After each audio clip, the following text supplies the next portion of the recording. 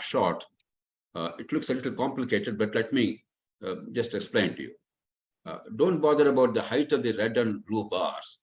They're about the expenditure. But no, look at that line, golden brown line.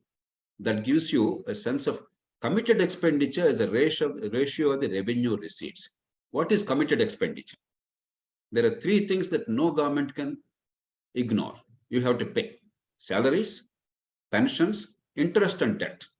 Even if you're a wonderful government, you put Mr. Sudhakar Rao and Mr. Professor Prasad in charge of the government, these things you cannot escape because they're already past liabilities incurred. You have to pay salaries, you have to pay pensions, and you have to pay interest. Otherwise, government simply cannot run. Look at the numbers.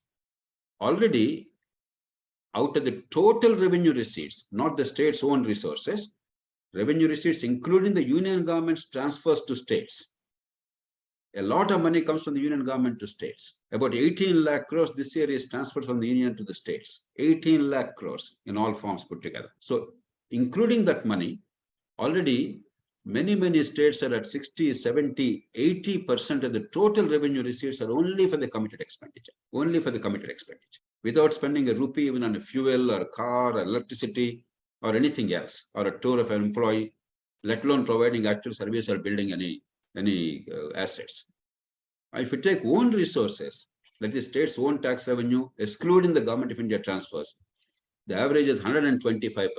125%. Some states have reached 160, 170%. This shows you, actually, Himachal Pradesh is 206%. I told you 170, 160. We take as a ratio of own revenues of the state, excluding Government of India transfers, you reached 125, 130% average, and some states are at almost 200%.